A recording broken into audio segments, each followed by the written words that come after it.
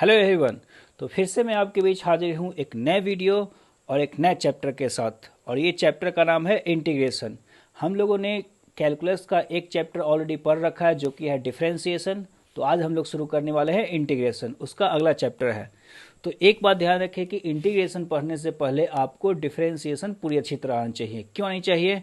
क्योंकि आप अगर फर्स्ट लाइन यहाँ देखोगे तो इंटीग्रेशन की शुरुआत में ये बोला जाता है कि integration is reverse process of differentiation. मतलब डिफरेंशिएशन में जो भी आपने पढ़ा था उसको अगर जस्ट रिवर्स कर दोगे, उन सारे आंसर्स को जस्ट रिवर्स कर दोगे तो आपको इंटीग्रेशन के फार्मूले मिलने वाले हैं और फिर थ्योरीज मिलने वाले हैं। तो इस बात का बिल्कुल ध्यान रखें। तो चलिए आइए फटाफट शुरू करते हैं। नेक्स्ट लाइन में आपका लिखा हुआ है कि integration of y with respect to x is represented है। मतलब आपको किसी चीज को इंटीग्रेट करना हो तो उसको हम लोग कुछ इस तरह से रिप्रेजेंट करते हैं। Integration of y with respect to x, इसको हम लोग कुछ इस तरह से रिप्रेजेंट करते हैं। इसको हम लोग पढ़ते कैसे हैं? तो integration of y with respect to x, जिस तरह से आप लिखते हो डिफरेंशिएट dy बाई dx को पढ़ते हो differentiation of y with respect to x, तो उसी तरीके से इस साइन को हम लोग पढ़ते हैं integration of y with respect to x। जो भी आपका साइन दिया हुआ उसको पढ़ते हैं integration of y with respect to x। ठीक है, तो इसको आप ध्यान रखोगे। तो चलिए, तो जो फर्स्ट लाइन है उसी में लिखा गया है, आपका मेंशन किया गया है कि integration is reverse process of differentiation. तो अगर आपको फार्मूले डिराइव करने हैं इसके, तो हम लोग जस्ट डिफरेंशिएशन को रिवर्स में फॉलो करने वाले हैं। तो आइए इसके फार्मूले देखते हैं या थ्योरीज देखते हैं, ऐसे हम लोग बात करते हैं। तो अगर आपको बोला जाए कि एफ एक्स का differentiation D by d x of F x, ठीक है, अगर आप एफ एक्स को डिफरेंशिएट करते हो तो एफ एक्स का जो डिफरेंशिएशन है वो कितना आएगा? सपोज कीजिए जी एक्स कोई फंक्शन है, एफ एक्स कोई फंक्शन है, ठीक है। तो अकॉर्डिंग टू द थ्योरीज आप बोल सकते हो कि अगर आप एफ एक्स को डिफरेंशिएट कर रहे हो तो जी एक्स आ रहा है, तो अगर आप जी एक्स को इंटीग्रेट करोगे विथ रिस्पेक्ट टू एक्स, तो हम लोग बोल सकते हैं कि integration of g x with respect to x should be equal to कितना हो चाहिए? एफ एक्स, ठीक है, क्या होना चाहिए? F x. लेकिन एक साथ ही साथ एक कांस्टेंट इसमें ऐड करते हैं। कांस्टेंट क्यों ऐड करते हैं इसकी चर्चा हम लोग अभी करने वाले हैं। लेकिन ये आप ध्यान रखो कि ये आपका थ्योरी हो गया कि अगर आप एफ एक्स का डिफरेंशिएशन जी एक्स लिख रहे हो तो जी एक्स का इंटीग्रेशन क्या आने वाला है? एफ एक्स, जस्ट रिवर्स में। तो चलिए हम लोग चर्चा करते हैं कि आखिर कॉन्स्टेंट्स क्यों आते हैं। तो चलिए एक एग्जाम्पल लेते हैं। आप ये जानते हैं कि अगर आप डिफरेंशिएट करते हैं D by d x of suppose कीजिए साइन एक्स का, तो साइन एक्स का जो डिफरेंशिएशन है वो आता है कॉस एक्स। साइन एक्स का डिफरेंस क्या आता है? Cos x. तो इसी को देखकर आप बोल सकते हो कि अगर आप इंटीग्रेट करते हो कॉस एक्स को एक्स के रिस्पेक्ट में तो आप कितना लिख सकते हैं यहाँ पर? साइन एक्स, ठीक है। लेकिन साथ ही साथ हम लोग यही बोल सकते हैं कि अगर आपको डिफरेंशिएट करना हो सपोज कीजिए साइन एक्स प्लस 5 को, तो साइन एक्स प्लस 5 का जो डिफरेंशिएशन है वो आप लिख सकते हो कॉस एक्स। 5 का तो डिफरेंशिएशन है 0। तो मतलब आप यही बोल सकते हैं कि अगर हम लोग इंटीग्रेट करें कॉस एक्स डी एक्स को फिर से, ठीक है, 0 तो आपको लिखना नहीं है, तो अगर आप फिर से इंटीग्रेट करें कॉस एक्स को तो हम लोग यही बोल सकते हैं कि इसका जो आंसर आएगा वो साइन एक्स प्लस 5 भी हो सकता है, ठीक है। साथ ही साथ एक और एग्जाम्पल ले लिया, सपोज कि D by d x of sine x minus 3 आपको हो, तो साइन एक्स माइनस 3 का भी डिफरेंशिएशन क्या आ जाएगा? फिर से कॉस एक्स, ठीक है, प्लस 0 को लिखने की जरूरत नहीं है। तो आप फिर से बोल सकते हो कि अगर हम लोग कॉस एक्स को इंटीग्रेट करें एक्स के रिस्पेक्ट में तो उसको हम लोग लिख सकते हैं कितना? Sine x minus 3। मतलब क्या हुआ कि कॉस एक्स का जो इंटीग्रेशन है, कॉस एक्स का जो इंटीग्रेशन इन तीन जगह है उसमें आप प्लस 0 भी कर सकते हो, sine x plus 0, sine x plus 5 भी कर सकते हो, साइन एक्स माइनस 3 भी रख सकते हो। मतलब कांस्टेंट यहाँ पर गायब हो जाता है। डिफरेंशिएशन जब हम लोग करते थे लेफ्ट साइड में यहाँ पर, तो कांस्टेंट्स गायब हो जाता है।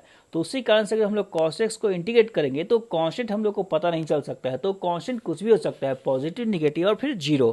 तो हम लोग इन जनरल बोल सकते हैं, फाइनली इन जनरल अगर आपको निकालना हो integration of cos x d x तो हम लोग बोल सकते हैं हो जाएगा साइन एक्स प्लस सी। तो इसी रूल के कारण हम लोग बोलते हैं कि इंटीग्रेशन करते टाइम हम लोगों को हमेशा एक कॉन्स्टेंट्स ऐड करना होता है, ठीक है। कांस्टेंट कुछ भी हो सकता है, प्लस माइनस और 0, ठीक है। चलिए अब हम लोग आते हैं फटाफट फार्मूले पे। तो फार्मूला याद करने की सिंपल सी बात है कि आपको जस्ट रिवर्स में फॉलो करना है डिफरेंशिएशन को, ठीक है। तो मैंने सारे फार्मूले यहाँ नहीं लिखी है, मतलब मैंने वही लिखे हैं जो आपको जरूरी हो, ठीक है। फार्मूला आपको चाहिए, बिल्कुल फॉलो कीजिए डिफरेंशिएशन को। तो चलिए हम लोग शुरुआत करते हैं फर्स्ट फार्मूले से। तो फर्स्ट फार्मूले है इंटीग्रेशन ऑफ dx। तो इंटीग्रेशन ऑफ dx सिंपल हम लिखते हैं x प्लस सी, ठीक है, क्योंकि डिफरेंस डी मतलब होता है डिफरेंशिएशन और ये साइन हो गया है इंटीग्रेशन का, तो x प्लस सी हो जाएगा। चलिए हम लोग बात करते हैं नेक्स्ट फार्मूले के। तो ये है आपका पॉलिनोमियल फंक्शन, सेकेंड वाले में है आपका पॉलिनोमियल फंक्शन। तो पॉलिनोमियल फंक्शन को अगर आप इंटीग्रेट करते हैं तो आपका आंसर आ जाएगा x पर n+1 divided by n+1। Formula को थोड़ा ध्यान से याद कीजिएगा। मतलब इसमें हम लोग बोल सकते हैं कि आपको पावर में एक ऐड कर देना है, उतना ही डिवाइड कर देना है। पावर में एक ऐड कर देना है मतलब n+1 हो जाएगा पावर, और जो उतना आप ऊपर लिख रहे हो उतना ही n+1 क्या कर देना है, डिवाइड कर देना है। तो मैंने इसको ऐसे याद किया था, ठीक है। चलिए इसको हम लोग हटा देते हैं। आप इसको डिफरेंशिएट करोगे, गारंटी है x to the power n आ जाएगा, वो आप चेक कर सकते हो। इंटीग्रेशन ऑफ साइन x वो है आपका minus of cos x plus constant, ठीक है, कांस्टेंट हमेशा याद रखो। इंटीग्रेशन ऑफ कॉस x हो जाएगा साइन x, हम लोग अभी चेक किए हैं, साइन x प्लस कांस्टेंट, ठीक है। Integration of sec square x, sec square x का tan x होता है, tan x प्लस सी, क्योंकि tan x को डिफरेंशिएट करने पे आता है sec square. Integration of cosec square x तो आपको हो जाएगा कॉट एक्स प्लस सी, लेकिन माइनस का, ठीक है, माइनस साइन इसमें आप ध्यान रखोगे, minus of cot x plus C, ठीक है। Integration of e to the power x, e to the power का एक्स का ई टू पावर एक्स ही होगा, जिस तरह से डिफरेंशिएशन उतना ही होता है। इंटीग्रेशन ऑफ 1/x ये होता है आपका ln x प्लस सी, ठीक है, क्योंकि ln x का डिफरेंशिएशन होता है 1/x, 1 क्या होता है x। हाँ, साथ ही साथ आप ये भी याद रखो कि यहाँ पर n की वैल्यू कुछ भी हो सकती है, लेकिन n की वैल्यू -1 नहीं हो सकती, n शुड नॉट बी -1, ठीक है। तो ये बात को आप ध्यान रखेंगे सेकेंड वाले फार्मूले में। क्यों नहीं हो सकती? एक तो रीज़न है कि आपका अगर -1 होगा तो 1/x हो जाएगा, और दूसरा रीज़न मैं एग्जाम्पल में समझा दूंगा। चलिए बात करते हैं इंटीग्रेशन ऑफ tan x। जो tan x का इंटीग्रेशन होता है ln sec x plus C, ठीक है। इसको आप याद कर सकते हो, इसका डेरिवेशन भी है लेकिन थोड़ा लंबा है, अभी आपको नहीं बताया जा सकता है, लेकिन ये ज़रूरत पड़ता है आपको क्वेश्चन बनाने में। Integration of cot x, integration of cot x होता है ln sin x plus C, ठीक है। आपको चेक करना है तो आप दोनों साइड को डिफरेंशिएट कर देख लो, इंटीग्रेट करने से अच्छा आप डिफरेंशिएट कर लो। ln sec x को डिफरेंशिएट करो तो आपको tan x आ जाएगा, ln sin x को डिफरेंशिएट करोगे तो आपका cot x आने वाला है, ठीक है। तो इतने सारे आपको फार्मूले ध्यान रखने हैं, ओके। सेकेंड फार्मूला काफ़ी इंपॉर्टेंट है, इसी को हम लोग यूज करने वाले हैं, और सेकेंड में ये भी इंपॉर्टेंट है कि n की वैल्यू -1 नहीं होनी चाहिए। चलिए तो हम लोग के पास कुछ क्वेश्चंस हैं, क्वेश्चंस ये सारे जो है पॉलिनोमियल बेस्ड हैं, तो हम लोग फटाफट यूज करते हैं। सेकेंड फार्मूला वाई को यूज़ करते हैं x square, integration of x square dx। तो रूल क्या बोलता है कि पावर में आप एक ऐड कर दीजिए, तो 2 + 1, और जितना आप ऊपर लिख रहे हो उतना ही आप नीचे डिवाइड कर दीजिए, प्लस सी। तो इसको आप बोलोगे x³ प्लस सी, ठीक है। चलिए यहाँ बात करते हैं, इसको हम लोग ऐसे भी लिख सकते हैं, इंटीग्रेशन ऑफ x⁻½ dx, ठीक है। चलिए इसको हम लोग लिखते हैं, रूल क्या बोलता है, पावर में आप एक ऐड कर दिए तो ½ + 1 डिवाइडेड बाय उतना ही आप डिवाइड कर दिए, तो ½ + 1 प्लस सी, ठीक है। तो इसको आप अगर लिखोगे तो कितना आ जाएगा, x⁻³ और इसको आप लिखोगे तो 2/3 आ जाएगा रिवर्स होकर, प्लस सी हो जाएगा, ठीक है। चलिए यहाँ पर हम लोग बात करते हैं, ये 1/√x है, मतलब आप बोल रहे हो कि आप इंटीग्रेशन करना है आपको x⁻−½ dx, ठीक है।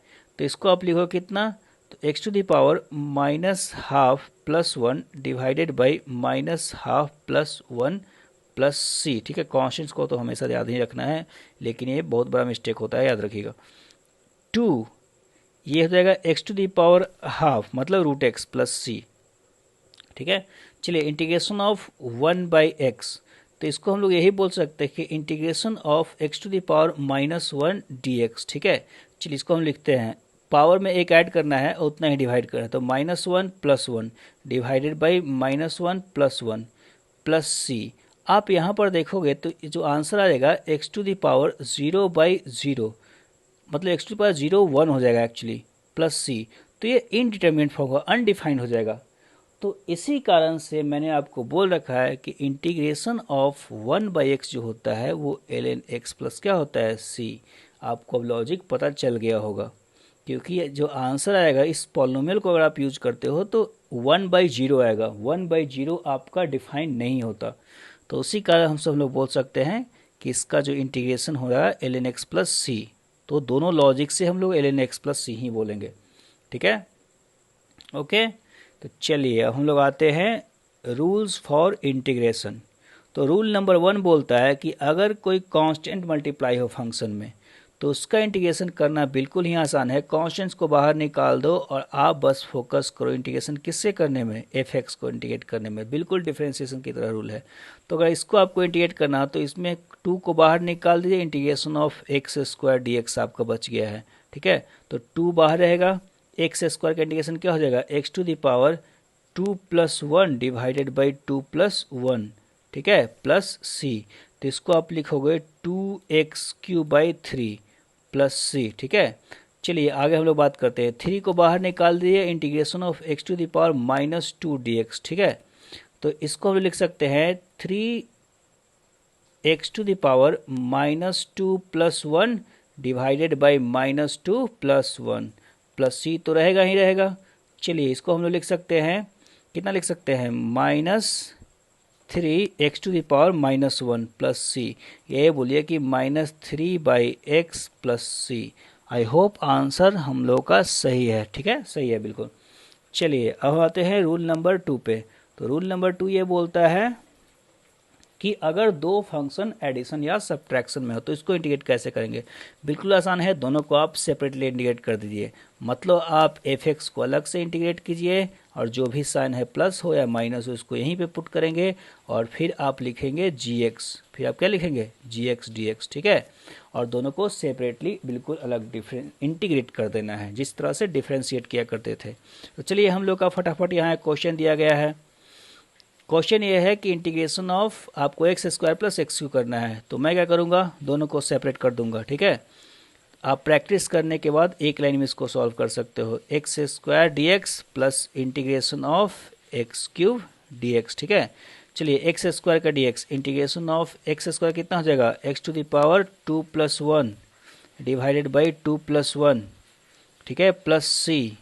चलिए इसका हो गया इंटीग्रेशन, प्लस चलिए इसको शॉर्ट में थोड़ा निपटाइए, x to the power 3 plus 1 कितना हो जाएगा, 4/4 प्लस सी। हाँ, तो आंसर जो आएगा x³ plus x to the power 4/4। देखिए कांस्टेंट प्लस कांस्टेंट कांस्टेंट ही होते हैं।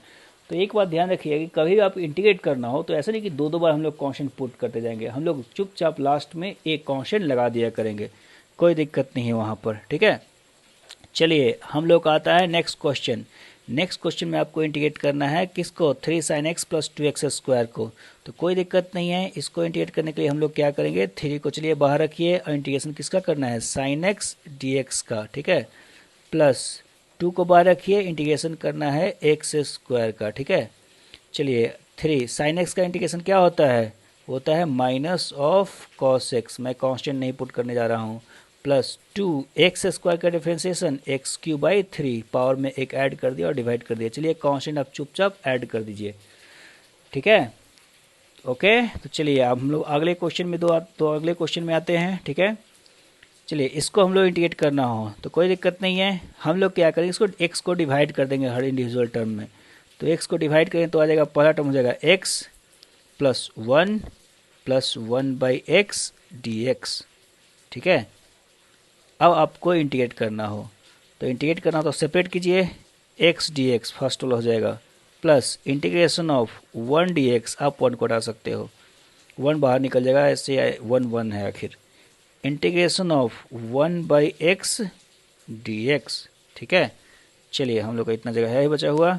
चलिए x का integration x to the power 1 plus 1 कितना हो जाएगा, 2 डिवाइडेड बाई 2। ठीक है, प्लस dx का इंटीग्रेशन x प्लस 1/x का integration ln x plus constant last में ऐड कर देंगे। ठीक है, आपको चेक करना हो कभी आंसर, बस डिफ्रेंशिएट कर दिए, जो कि करना बिल्कुल ही आसान है। इंटीग्रेशन से डिफ्रेंशिएशन बहुत ज़्यादा आसान है। तो आप डिफ्रेंशिएट कर दीजिए, आपके ऑप्शन मैच कर जाएंगे जो भी आंसर आ रहे हैं शुरुआत में। ठीक है, चलिए हम लोग इसका डिस्कस करते हैं। तो x/√x कितना आएगा, √x आप समझ रहे होंगे, प्लस 1/√x तो चलिए इसको लिख देते हैं 1/√x, ये हो जाएगा आपका dx। चलिए इसको एक बार थोड़ा और हम लोग कर लेते हैं और सेपरेट भी करते चलते हैं साथ में। तो x⁻½ dx, ठीक है, plus integration of x⁻−½ dx, ठीक है। चलिए हम लोग इसको लिखते हैं, तो इसको लिख सकते हैं x⁻½ + 1 डिवाइडेड बाई ½ + 1, ठीक है, plus x⁻−½ + 1 divided by -½ + 1 plus c आप ऐड कर दीजिए। इसका जो आंसर हो जाएगा मेन राशि से हो जाएगा ये आपका 2/3 x⁻³ प्लस यहाँ पर आपका हो जाएगा 2x⁻1/2 प्लस c, ठीक है। आप बिल्कुल इसको देख सकते हैं, हाँ बिल्कुल देख सकते हैं आप। चलिए आते हैं रूल नंबर 3 पे। रूल नंबर 3 अब आ गया मल्टीप्लिकेशन फॉर्म। पहला था कांस्टेंट मल्टीप्लाई करने का, दूसरा था आपका एडिशन सब्ट्रैक्शन, और थर्ड आता है हमेशा मल्टीप्लिकेशन फॉर्म। ये थोड़ा कॉम्प्लिकेटेड है लेकिन फिजिक्स में यूज़ कम होता है, लेकिन आपको कोई भी एक क्वेश्चन तो देगा ही देगा, तो इसको उसी कारण से हम लोग याद रखेंगे, ऐसा नहीं कि इसको इग्नोर कर देना है। तो मल्टीप्लिकेशन फॉर्म में ये बोलता है कि अगर आपका दो फंक्शन हो किस में, मल्टीप्लिकेशन में, जैसे u इंटू भी, आप मान लो कि u और v एक फंक्शन है। मैं यहाँ f(x) g(x) नहीं लिखने जा रहा क्योंकि ये लंबा हो जाएगा काफ़ी, फार्मूला लिखना काफ़ी क्या हो जाएगा, लंबा। u भी कोई एक मान लो कि फंक्शन है, जैसे कि u हो गया x, v हो गया ln x, u हो गया x, v हो गया sin x, ऐसे कुछ हो गया, ठीक है। तो ये फंक्शंस हैं।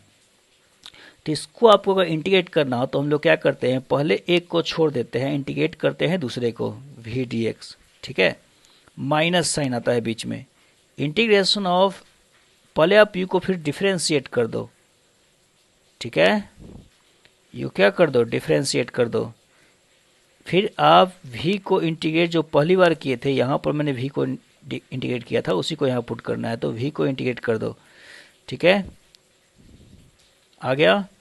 और जो भी आंसर आए उसको फिर से आप इंटीग्रेट करो, उसको आप क्या करो, फिर से इंटीग्रेट करो। ध्यान रखें ब्रैकेट्स का बिल्कुल ध्यान रखना है, मतलब जो u का डिफ्रेंशिएशन है और v का इंटीग्रेशन है दोनों क्या हो जाएगा, अंदर मल्टीप्लाई हो जाएगा। जो u का डिफ्रेंशिएशन है और v का जो इंटीग्रेशन है दोनों क्या हो जाएगा, मल्टीप्लाई हो जाएगा, और उसके बाद फिर से इंटीग्रेट करना है। तो ये आपका फार्मूला हो गया, ठीक है। देखिए एक कंक्लूजन है, आप एक बात को हमेशा ध्यान रखना कि v हमेशा वैसे फंक्शन लेते हैं जिनका इंटीग्रेशन v हम लोग वैसे फंक्शन को लेंगे हमेशा जिनका इंटीग्रेशन करना आसान हो, जिनका इंटीग्रेशन करना क्या हो, आसान हो, उसी को हम लोग v सेलेक्ट करते हैं। अब ध्यान सुनिएगा, इंटीग्रेशन इजी होना चाहिए, v ऐसे फंक्शन को लेना चाहिए इजी इंटीग्रेशन हो। एक बात आप ध्यान रखिएगा, एक्सपीरियंस ये बोलता है कि हमेशा डिफरेंशिएशन आसान होता है इंटीग्रेशन के कंपैरिजन में। अभी तक आपको नहीं पता चल रहा होगा लेकिन मैं बता रहा हूँ कि हमेशा जो डिफरेंशिएशन होता है इंटीग्रेशन से लाख गुना आसान होता है। और ये भी बात आप याद रखो कि you cannot integrate every function, आप सारे फंक्शन कोई भी रैंडम फंक्शन लेकर उसको आप इंटीग्रेट नहीं कर सकते हैं, लेकिन हाँ आप किसी भी रैंडम फंक्शन को डिफरेंशिएट बिल्कुल कर सकते हैं। ये बात आप ध्यान रखेंगे, किसी फंक्शन को आप डिफरेंशिएट तो कर सकते हो लेकिन किसी भी रैंडम फंक्शन को आप इंटीग्रेट नहीं कर सकते हो, ये बात आप ध्यान रखिएगा। तो चलिए, तो मैं आपको ये बता दें कि जिसको भी सिलेक्ट करना हो ऐसे फंक्शन को सिलेक्ट करो जिसका इंटीग्रेशन हमेशा आसान हो, एक बात का ध्यान रखना। और भी कुछ क्राइटेरिया होते हैं लेकिन हम लोग वो आपको एक्सपीरियंस के साथ पता चलेगा, लेकिन हम लोग इस बात का बिल्कुल ध्यान रखेंगे, ठीक है। चलिए इसको हम लोग हटा देते हैं। चलिए, तो अब हम लोग का आ गया है कुछ क्वेश्चंस, इसको हम लोग प्रैक्टिस कर लिया जाए कि आखिर यू भी सेलेक्ट कैसे करते हैं।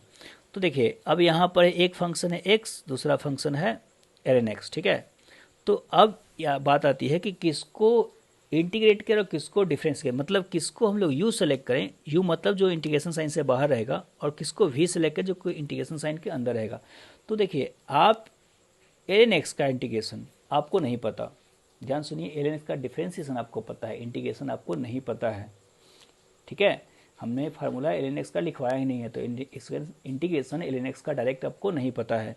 तो ln x का इंटीग्रेशन नहीं पता है तो ln x को आप हमेशा इंटीग्रेशन साइन से बाहर रखो, मतलब इसको u मान लो, तो x क्या हो जाएगा, v हो जाएगा।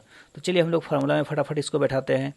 तो आप ln x को बाहर रख दो और इंटीग्रेशन कर लो x dx को, माइनस इंटीग्रेशन ऑफ, चलिए आप पहले एल एन एक्स को डिफ्रेंशिएट करो, चलिए एक बार लिख लेते हैं हम लोग, d by d x of l n x, sorry एक minute, d by d x of क्या लिखना है हम लोगों को,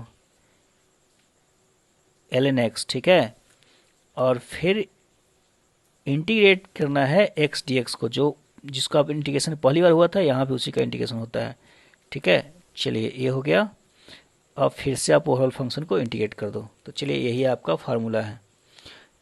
एल एन एक्स तो ऐसे ही रह जाएगा, एक्स का इंटीग्रेशन होगा आपका x square by two minus integration of l n x का डिफ्रेंसिएशन पहले हो जाएगा वन बाई एक्स, और एक्स का इंटीग्रेशन जो हो जाएगा आपका कितना हो जाएगा, x square by two into d x बाहर जाए, ताकि आपको फिर से एक बार इंटीग्रेशन करना है। चलिए यहाँ से एक एक्स कैंसिल हो जाएगा एक्स से, तो एक एक्स आपका कैंसिल हो चुका है, तो उसको हम लिख सकते हैं, यहाँ पर हम लोग सॉल्यूशन थोड़ा कर लेते हैं, x square l n x by two minus, यहाँ जो इंटीग्रेट करना है आप हाफ को बाहर निकाल लो, integration of x d x, ठीक है। तो फाइनल जो आंसर आएगा वो आप लिख सकते हैं यहाँ पर कितना, तो लिख सकते हैं x square by two l n x minus half है आपका, इसका इंटीग्रेशन हो जाएगा एक्स स्क्वायर बाई टू, ठीक है। पावर में एक ऐड करना है और पावर उतना को ही डिवाइड करना है, तो आपका आ जाएगा एक्स स्क्वायर बाई टू और वन बाई टू है, तो हो जाएगा कितना आपका एक्स स्क्वायर बाई फोर। आप बिल्कुल कैलकुलेशन कर सकते हो, कॉन्स्टेंट तो ऐड करना ही करना है, तो आपका आंसर कुछ इस तरह से हो जाएगा, ठीक है। आप इसको चेक करना है, जस्ट जो आंसर आया है उसको आप डिफ्रेंशिएट कर दीजिए, आपका आंसर जो रिजल्टेंट आएगा, जो वैल्यू आएगा वो एक्स एल नेक्स्ट आने वाला है, ठीक है। चलिए हम लोग बात करते हैं नेक्स्ट क्वेश्चन की। तो नेक्स्ट क्वेश्चन आपका इस तरह से है, एक्स साइन एक्स। अब देखिए यहाँ पर दोनों का इंटीग्रेशन आसान है, हम लोग को दोनों का इंटीग्रेशन पता है, लेकिन मैं फिर ही बता रहा हूँ कि जो आपको डिफ्रेंशिएट करो, हमेशा डिफ्रेंशिएट करो वो एक्स को चुन लो। डिफ्रेंशिएशन किसका चुनना है, एक्स का। पॉलिनोमियल को हमेशा डिफ्रेंशिएशन में, एक जनरल ट्रेडिशन है, हम लोग प्रैक्टिस करें क्वेश्चन तो आपको पता चल जाएगा। जो एक्स को है उसको डिफ्रेंशिएट करो, कुछ रूल्स भी है, गाने ही बनाए गए हैं, लेकिन आप प्रैक्टिस करो आपको पता चल जाएगा। यहाँ पर कुछ ट्रिक्स भी यहाँ बनाए गए हैं, लेकिन आपको उतना जानने की यहाँ पर ज़रूरत नहीं है, ठीक है। तो मैं क्या बोल रहा कि आप पॉलिनोमियल जो एक्स है उसको हमेशा डिफ्रेंशिएशन में, हमेशा उसका प्रायोरिटीज होता है इन जनरल, वो डिफ्रेंशिएशन में ही प्रायोरिटी होता है, ठीक है।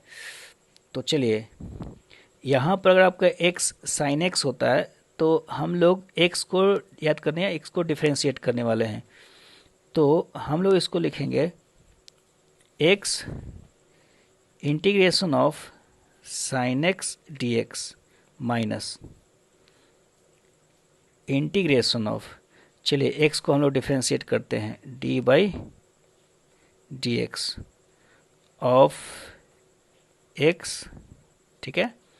और फिर इंटीग्रेशन किसका करना है, जो पहला आया था साइन एक्स डी एक्स, ठीक है। ब्रैकेट डालकर फिर से डी एक्स, आपको यहाँ पर चल जाएगा कि मैं क्यों आखिर एक्स को डिफ्रेंशिएशन में ले रहा हूँ। तो आपका एक्स आ जाएगा, साइन एक्स का जो इंटीग्रेशन होता है minus cos x minus integration of, ये एक्स का डिफ्रेंशिएशन वन हो जाएगा, और साइन एक्स का इंटीग्रेशन जो है यहाँ पर फिर से आप लिखोगे माइनस कॉस एक्स, और डी एक्स तो बचा हुआ ही है, इसको आप आगे लिखोगे तो हो जाएगा minus x cos x, minus one से प्लस होगा integration of cos x d x, इसको आप लिख दोगे कितना कितना लिख सकते हो आप, चलिए इसको यहाँ लिख लेते हैं, इसको आप लिखोगे minus x cos x, cos x का इंटीग्रेशन हो जाएगा साइन एक्स, तो प्लस हम लिखेंगे साइन एक्स, और सी को फाइनली तो ऐड कर ही देना है। तो इस तरह से अब देखिए कि मैं आपको क्यों बोला था कि आप x को डिफ्रेंशिएट करोगे। देखिए अगर यहाँ मैं x को इंटीग्रेट कर देता, ठीक है, और साइन एक्स को डिफ्रेंशिएट करता, तो दिक्कत ये होती है कि यहाँ पर जो टर्म आता है यहाँ से यहाँ वो एक्स स्क्वायर आता है, और आप स्टक कर जाते हैं फिर से किसके साथ, एक्स स्क्वायर, और यहाँ पर होता है आपका ट्रिगोमेट्रिक फंक्शन, तो फिर से आपको इंटीग्रेट करना होता है एक्स स्क्वायर इंटू ट्रिगोमेट्रिक, जो कि फिर से यू इंटू वी फॉर्म हो जाता। आप नहीं समझ रहे हैं, मैं क्या बोल रहा कि यहाँ पर अगर मैं साइन एक्स की जगह पे क्या लेता, एक्स लेता, तो साइन एक्स की जगह पे अगर एक्स लेता तो यहाँ पर आता उसका एक्स का इंटीग्रेशन एक्स स्क्वायर, यहाँ पर इंटीग्रेशन कितना आता, एक्स स्क्वायर आता, और यहाँ पर आपका डिफ्रेंसिएशन साइन एक्स का करो तो साइन एक्स का डिफ्रेंसिएशन कितना आता, कॉस एक्स आ जाता। तो जो आपको फिर से इंटीग्रेट करना होता कॉस एक्स माइनस, वो तो अलग की बात है, माइनस कॉस एक्स, तो हो जाता वो कितना सॉरी कॉस एक्स होता हो तो cos x into x square, जो कि फिर से एक तरीके का u इंटू वी फॉर्म है। तो इसी कारण से मैंने x को जो है डिफ्रेंसिएशन के फॉर्म में लिया ताकि उसका पावर घटता जाए धीरे धीरे। ठीक है, तो आप जब कुछ क्वेश्चन सॉल्व करोगे तो आपको ये आइडिया हो जाएगा। चलिए ठीक है, अब हम लोग का नेक्स्ट क्वेश्चन आने वाला है। ये आपका नेक्स्ट क्वेश्चन यहाँ थोड़ा स्टक हो गया है, इसको थोड़ा नीचे स्लाइड कर लिया जाए। ठीक है, तो चलिए, तो हम लोग का नेक्स्ट क्वेश्चन है ये। अब इस क्वेश्चन में क्या है कि आपको ln x को बस इंटीग्रेट करना है, ln x को इंटीग्रेट करना है। याद रखिए ln x का आपको इंटीग्रेशन पता नहीं है, तो मैं इसको ln x लिखने के, इसको मैं लिख सकता हूँ integration of 1 into ln x dx। ठीक है, अब 1 इंटू ln x dx, तो इससे कारण हुआ क्या कि अब इसको u इंटू वी फॉर्म में अगर लिखूंगा तो ln x को मैं बाहर लगा दूंगा। ठीक है, ln x जो है उसको मैं u मानूंगा, ln x को u मानूंगा, उसको बाहर रखूंगा। इंटीग्रेशन ऑफ 1 dx, 1 dx आप अवॉइड कर सकते हो, 1 लिखना, माइनस, ठीक है, माइनस। अब हम लिखने वाले हैं इंटीग्रेशन ऑफ आप d by d x of ln x। ठीक है, इंटीग्रेशन ऑफ फिर 1 dx, और जो आंसर है उसको फिर से क्या कर देना है, इंटीग्रेट कर देना है। चलिए, तो ये हो गया आपका फार्मूला। चलिए इसको हम लोग आगे बढ़ाते हैं।